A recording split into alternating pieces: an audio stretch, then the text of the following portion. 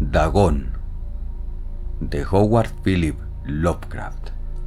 Escribo esto bajo una fuerte tensión mental, ya que cuando llegue la noche, habré dejado de existir. Sin dinero y agotada mi provisión de droga, que es lo único que me hace tolerable la vida, no puedo seguir soportando más esta tortura. Me arrojaré desde la ventana de la buhardilla a la sórdida calle de abajo. Pese a mi esclavitud a la morfina, no me considero un débil ni un degenerado. Cuando hayan leído estas páginas atropelladamente garabateadas, quizás se hagan idea, aunque no completa, de por qué debo buscar el olvido o la muerte. Fue en una de las zonas más abiertas y menos frecuentadas del anchuroso Pacífico, donde el paquebote en el que yo iba de sobrecargo cayó apresado por un corsario alemán. La Gran Guerra estaba entonces en sus comienzos, y las fuerzas oceánicas de los hunos aún no se habían hundido en su degradación posterior. Así que nuestro buque fue capturado legalmente y nuestra tripulación tratada con toda la deferencia y consideración debidas a unos prisioneros navales. En efecto, tan liberal era la disciplina de nuestros opresores, que 5 días más tarde conseguí escaparme en un pequeño bote, con agua y provisiones para bastante tiempo. Cuando al fin me encontré libre y a la deriva, tenía muy poca idea de cuál era mi situación. Navegante poco experto, solo sabía calcular de manera muy vaga, por el sol y las estrellas, que estaba algo al sur del Ecuador. No sabía en absoluto en qué longitud y no se divisaba isla ni costa alguna. El tiempo se mantenía bueno y durante incontables días navegué sin rumbo bajo un sol abrasador, con la esperanza de que pasara algún barco o de que me arrojaran las olas a alguna región habitable. Pero no aparecían ni barcos ni tierra, y comencé a desesperar en mi soledad, en medio de aquella ondulante e ininterrumpida inmensidad azul. El cambio ocurrió mientras dormía. Nunca llegaré a conocer los pormenores, porque mi sueño, aunque poblado de pesadillas, fue ininterrumpido. Cuando desperté finalmente, descubrí que me encontraba medio succionado en una especie de lodazal viscoso y negruzco que se extendía a mi alrededor con monótonas ondulaciones hasta donde alcanzaba la vista, en el cual se había adentrado mi bote cierto trecho. Aunque cabe suponer que mi primera reacción fuera de perplejidad ante una transformación del paisaje tan prodigiosa e inesperada, en realidad sentí más horror que asombro, pues había en la atmósfera y en la superficie putrefacta una calidad siniestra que me heló el corazón. La zona estaba corrompida de peces descompuestos y otros animales menos identificables que se veían emerger en el cieno de la interminable llanura. Quizá no debiera esperar transmitir con meras palabras la indecible repugnancia que puede reinar en el absoluto silencio y la estéril inmensidad. Nada alcanzaba a oírse, nada había a la vista, salvo una vasta extensión de légamos negruzcos. Si bien la absoluta quietud y la uniformidad del paisaje me producían un terror nauseabundo. El sol ardía en un cielo que me parecía casi negro por la cruel ausencia de nubes. Era como si reflejase la ciénaga tenebrosa que tenía bajo mis pies. Al meterme en el bote encallado, me di cuenta de que solo una posibilidad podía explicar mi situación. Merced a una conmoción volcánica, el fondo oceánico había emergido a la superficie, sacando a la luz regiones que durante millones de años habían estado ocultas bajo insondables profundidades de agua. Tan grande era la extensión de esta nueva tierra emergida debajo de mí, que no lograba percibir el más leve rumor de oleaje, por mucho que agudizaba el oído. Tampoco había aves marinas que se alimentaran de aquellos peces muertos. Durante varias horas estuve pensando y meditando sentado en el bote, que se apoyaba sobre un costado y proporcionaba un poco de sombra al desplazarse el sol en el cielo. A medida que el día avanzaba, el suelo iba perdiendo viscosidad, por lo que en poco tiempo estaría bastante seco para poderlo recorrer fácilmente. Dormí poco esa noche, y al día siguiente me preparé una provisión de agua y comida, a fin de emprender la marcha en busca del desaparecido mar y de un posible rescate. A la mañana del tercer día comprobé que el suelo estaba bastante seco para andar por él con comodidad. El hedor a pescado era insoportable, pero me tenía preocupado cosas más graves para que me molestase ese desagradable e inconveniente, y me puse en marcha hacia una meta desconocida. Durante todo el día caminé constantemente en dirección oeste, guiado por una lejana colina que descollaba por encima de las demás elevaciones del ondulado desierto. Acampé esa noche y al día siguiente proseguí la marcha hacia la colina, aunque parecía escasamente más cerca que la primera vez que la descubrí. Al atardecer del cuarto día, llegué al pie de dicha elevación, que resultó ser mucho más alta de lo que me había parecido de lejos.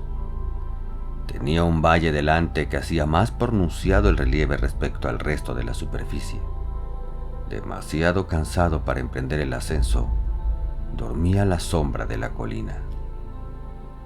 No sé por qué, mis sueños fueron extravagantes esa noche, pero antes que la luna menguante, fantásticamente gibosa, hubiese subido muy alto por el este de la llanura, me desperté cubierto de un sudor frío, decidido a no dormir más. Las visiones que había tenido eran excesivas para soportarlas otra vez. A la luz de la luna comprendí lo imprudente que había sido al viajar de día. Sin el sol abrasador, la marcha me habría resultado menos fatigosa. De hecho, me sentí de nuevo lo bastante fuerte como para acometer el ascenso que por la tarde no había sido capaz de emprender. Recogí mis cosas e inicié la subida a la cresta de la elevación.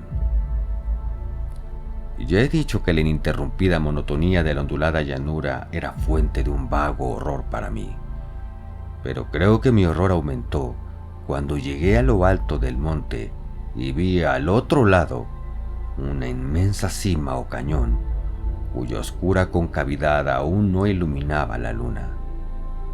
Me pareció que me encontraba en el borde del mundo, escrutando desde el mismo canto hacia un caos insondable de noche eterna.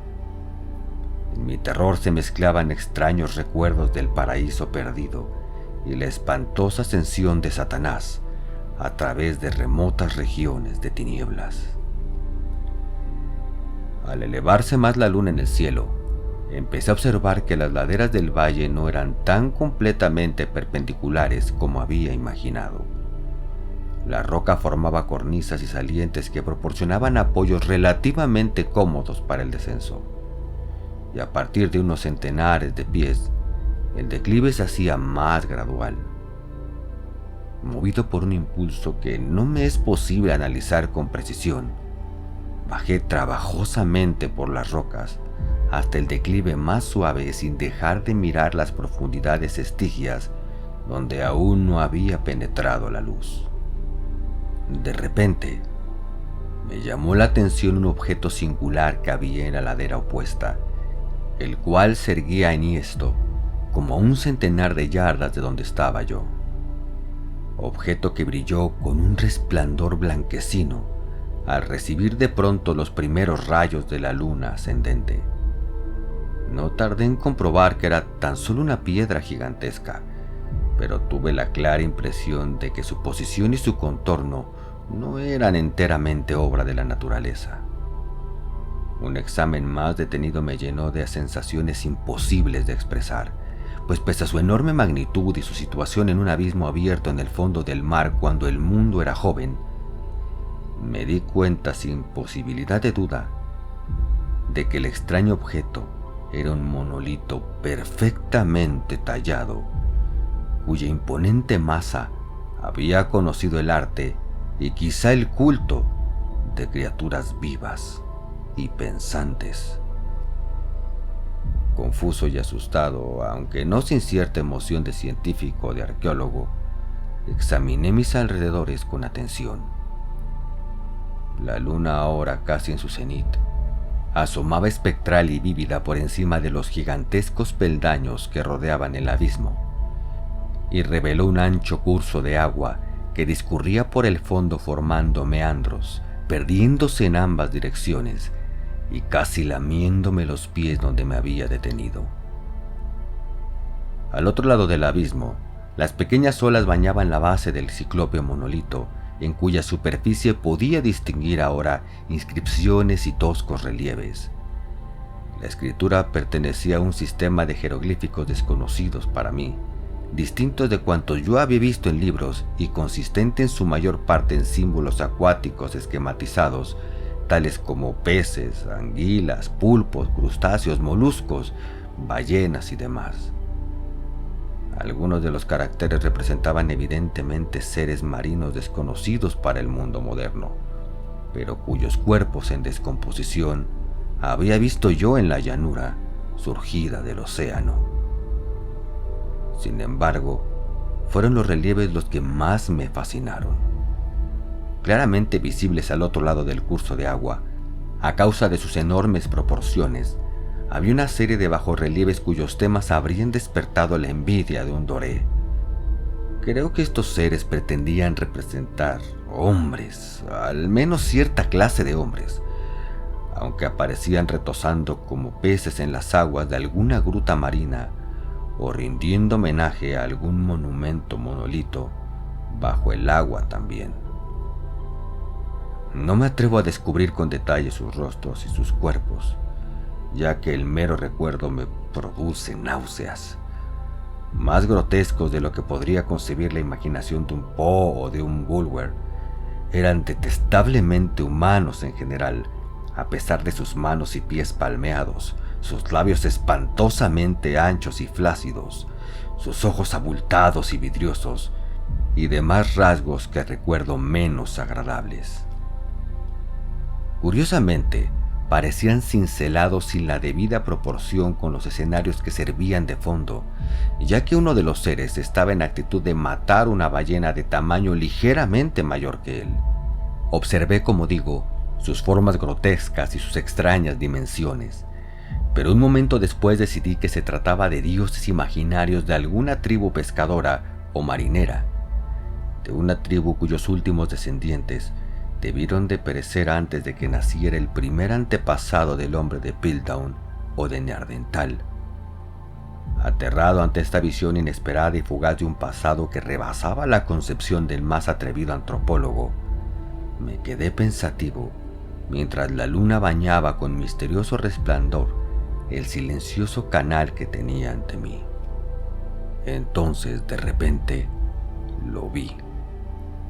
Tras una leve agitación que delataba su ascensión a la superficie, la entidad surgió a la vista sobre las aguas oscuras.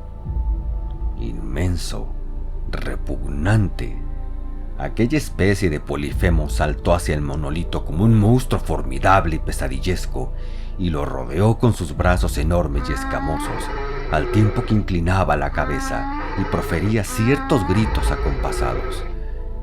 Creo que enloquecí entonces. No recuerdo muy bien los detalles de mi frenética subida por la ladera y el acantilado, ni de mi delirante regreso al bote varado. Creo que canté mucho y que reí insensatamente cuando no podía cantar. Tengo el vago recuerdo de una tormenta poco después de llegar al bote. En todo caso, sé que oí el estampido de los truenos y demás ruidos que la naturaleza profiere en sus momentos de mayor irritación. Cuando salí de las sombras, estaba en un hospital de San Francisco. Me había llevado ahí el capitán del barco norteamericano que había recogido mi bote en medio del océano. Hablé de muchas cosas en mis delirios, pero averigüé que nadie había hecho caso de las palabras. Los que me habían rescatado No sabían nada sobre la aparición de una zona de fondo oceánico en medio del Pacífico, y no juzgué necesario insistir en algo que sabía que no iban a creer. Un día fui a ver a un famoso etnólogo y lo divertí haciéndole extrañas preguntas sobre la antigua leyenda filistea en torno a Dagón, el dios pez. Pero enseguida me di cuenta de que era un hombre irremediablemente convencional y dejé de preguntar. Es de noche, especialmente cuando la luna se vuelve gibosa y menguante, cuando veo a ese ser. He intentado olvidarlo con la morfina, pero la droga solo me proporciona una sensación transitoria y me ha atrapado en sus garras, convirtiéndome irremisiblemente en su esclavo. Así que voy a poner fin a todo esto, ahora que he contado lo ocurrido para información o diversión desdeñosa de mis semejantes. Muchas veces me pregunto si no será una fantasmagoría, un producto de la fiebre que sufrí en el bote a causa de la insolación cuando escapé del barco de guerra alemán. Me lo pregunto muchas veces, pero siempre se me aparece en respuesta una visión monstruosamente vívida. No puedo pensar en las profundidades del mar sin estremecerme ante las espantosas entidades que quizá en este instante se arrastran y se agitan en su lecho fangoso, adorando a su antiguo ídolo de piedra y esculpiendo sus propias imágenes detestables en obeliscos submarinos de mojado granito. Pienso en el día que emerjan de las olas y se lleven entre sus garras de vapor humeantes a los endebles restos de una humanidad exhausta por la guerra. En el día en que se hunda la tierra, emerja el fondo del océano en medio del universal pandemonio. Se acerca el fin. Oigo ruido en la puerta, como si forcejearan en ella un cuerpo inmenso y resbaladizo. No me encontrará. Dios mío, esa mano. La ventana. ¡La ventana! Esperamos que hayas disfrutado el relato. Puedes apoyar el canal invitándonos un café, ya sea a través del link de Mercado Pago que está aquí abajo o en nuestra página de Ko-fi. Ambos links podrán encontrarlos en la caja de comentarios. También puedes apoyarnos recomendando el canal y compartiendo para que llegue más gente. Si tienes alguna sugerencia, algún relato que te gustaría que narrásemos o incluso alguno de tu autoría, háznoslo saber en los comentarios. Suscríbete y no olvides que cada semana subimos nuevos relatos.